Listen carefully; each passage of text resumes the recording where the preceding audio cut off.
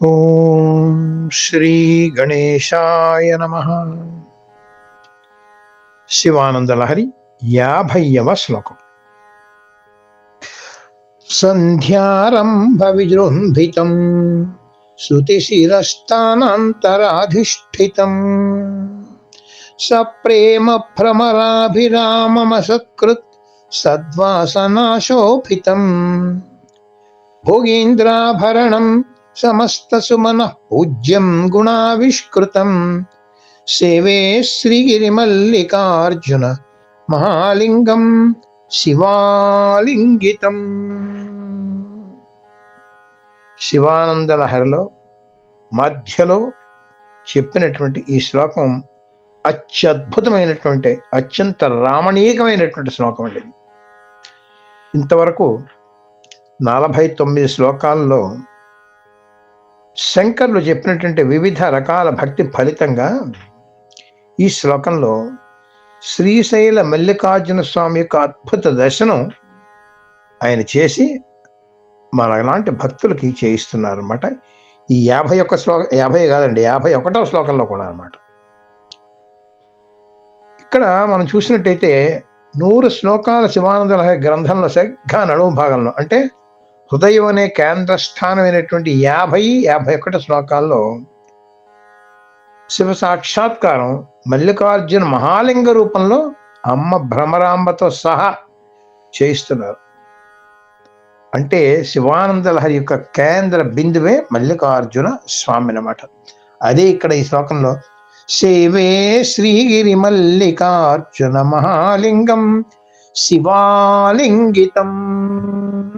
శివుని చేత ఆలింగనం చేసుకొనబడినటువంటిది ఎవరు? అమ్మవారు.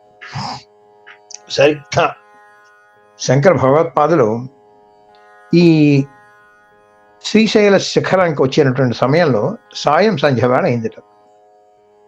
ఆ సాయం సంధ్య వేళ శ్రీశైల పర్వత శిఖరాల్లో శంకర్లకి విచిత్రంగా మల్లికార్జున స్వామి దర్శనమైంది.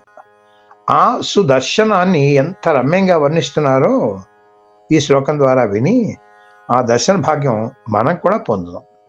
ఇక్కడి నుంచి వరుసగా కొన్ని శ్లోకాల్లో మల్లికార్జునుని నటరాజుగా దర్శింపజేస్తున్నారు శ్రీ శంకర భగవత్పాదులు.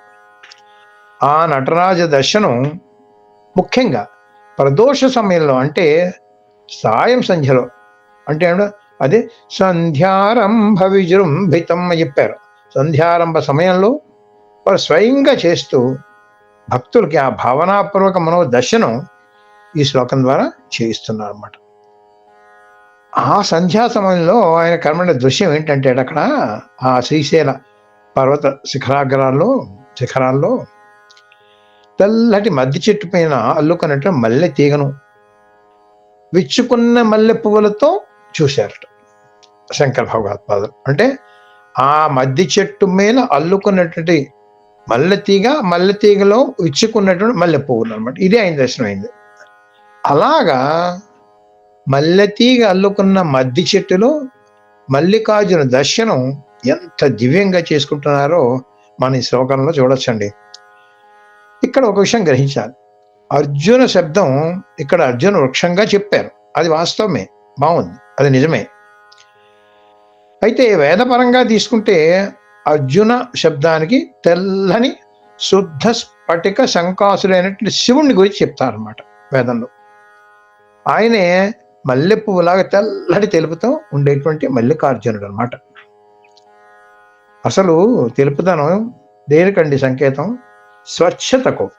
శుద్ధ స్ఫటిక సంకాసం అని చెప్పుకున్నాం కదా, నిర్మలత్వానికి సంకేతం. ఏ రంగు లేకుండా అన్ని రంగులకు తానే మూలమైనటువంటి రంగు ఏదైతే ఉందో అదే శుద్ధ స్ఫటికమైనటువంటి తెల్లటి తెలుపు అంటాం మన తెలుగులో. ఏ రంగు లేని తెల్లదనం అంటే త్రిగుణాతీతుడు. సత్వరజస్తమో గుణాలకి అతీతమైన శుద్ధ సత్వానికి కూడా కారణమైనటువంటి అదనమాట, ఏ గుణాలు లేనటువంటి వాడు. కానీ అటువంటి త్రిగుణాతీతుడు భక్తులను అనుగ్రహించడానికి ఆయన శుద్ధ సత్వ రూపంలో ఆయన దర్శనం ఇస్తాడనమాట. అది కూడా తెలిపే. అయితే ఇక్కడ శంకర్లు చూసినట్టు ఈ మద్ది చెట్టు కూడా తెల్లని మద్ది చెట్టు అండి. ఇది దానిపై తెల్లని మల్లె పువ్వులతో మల్లె తీగ అల్లుకున్నది అని చెప్పుకున్నాం కదా మనం. అయితే ఇక్కడ కొంతమందికి అనుమానం రావచ్చు, లేదంటే మల్లె పువ్వులు సాయంత్రం ఏమోను ముడుచుకుపోతాయి కానీ విచ్చుకోవడం ఏమిటండి అని. కానీ కొన్ని మల్లె జాతులు సంధ్యాకాలంలో విచ్చుకుంటాయట. అలాగ విచ్చుకున్నటువంటి ఆ మల్లె తీగకు పూసిన మల్లె పువ్వులతో నిండినటువంటి ఆ దృశ్యం శంకరులకు కంటపడిందిటండి. ఎక్కడ? శ్రీశైల శిఖరాల్లో. అది మర్చిపోకూడదు మనం. అసలు ఏం చెప్తారు అంటే, శంకరులు అఖండ భారతం పాదయాత్ర చేసినప్పుడు తన శిష్యులతో సహా శ్రీశైలంకి వచ్చారు. ఆ శ్రీశైలంకి వచ్చినప్పుడు మల్లికార్జునుడిని ఆయన మనసులో ఉంచుకొని మొత్తం శివానంద లహరి అంతా కూడా చెప్పారని కూడా చెప్తారు. ఆయన శ్రీశైలం కొండ ఎక్కి సరిగ్గా శిఖరా దగ్గరికి వచ్చినప్పటికి సాయంకాలం అయింది. అప్పుడు ఈ శ్లోకం చెప్పారని కూడా చెప్తుంటారు అన్నమాట. అందుకని శివానంద హృదయ కేంద్రం మల్లికార్జునుడు అనమాట అది. అప్పుడు ఆ అర్జున వృక్షానికి మల్లె తీగ చుట్టుకుని ఆ మల్లె పువ్వులతో ఉన్నటువంటి ఆ దృశ్యం కంటపడడంతో ఆయనకి నయనానందం కలిగి ఒళ్ళు పులకరించి ఆయన కవితా సౌందర్య సరస్వతి జరి ఒక ప్రవాహంలాగా పెళ్ళిపోయిందనమాట ఆయనకి. అంతే, ఆయన హృదయం శివమయం అయిపోయింది. ఆ శివానందంతో ఈ శ్లోకంలో ఒకవైపు మల్లె పువ్వుల వర్ణనతో మరోవైపు మల్లన్న వర్ణన ఆసుగా చెప్పేశారండి. చూసారా? ఈ శ్లోకం అంతా కూడా ప్రతి పదంలో కూడా మనకి మల్లె పువ్వు వర్ణన, మల్లన్న వర్ణన కనబడుతూ ఉంటుంది అనమాట. ఈ విధంగా చెప్పబడినటువంటి శంకరుల యొక్క అద్భుతమైనటువంటి కవితా సౌందర్య ఆస్వాదన చేస్తూ శివభావనతో శివానందంతో తన్మయులైపోవచ్చండి. ఈ శ్లోక భావం గ్రహించినట్లయితే మనం కూడా మరి ఇంకా ఆ మధుర భావాల సుమమాలని ఈ వర్ణనతో మనం కూడా మనం తరిద్దాం. తర్వాయి భాగంలో ఆ భాగంలోకి వెళ్ళే ముందర ఈ రమ్యమైనటువంటి ఈ శ్లోకం మరొక్కసారి పాఠించుదాం. సంధ్యారంభ విజృంభితం శృతిశిరస్థానాంతరాధిష్ఠితం సప్రేమ భ్రమరాభిరామమసత్కృత్ సద్వాసనా శోభితం భోగీంద్రాభరణం సమస్త సుమన పూజ్యం గుణావిష్కృతం సేవే శ్రీమల్లికార్జున మహాలింగం శివాలింగితం. ఓం నమః శివాయ సాంబాయ శాంతాయ పరమాత్మనే నమః.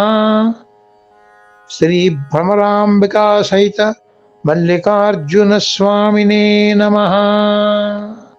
మన మోహనవాణి కార్యక్రమాలు మీకు నచ్చినట్లయితే వెంటనే ఒక లైక్ చేయండి, అలాగే కామెంట్ చేయండి, ఎక్కువ మందికి షేర్ చేయండి. సబ్స్క్రైబ్ చేసుకోకపోతే వెంటనే మన ఛానల్కి ఇప్పుడే సబ్స్క్రైబ్ చేసుకోండి. ధన్యవాదాలు.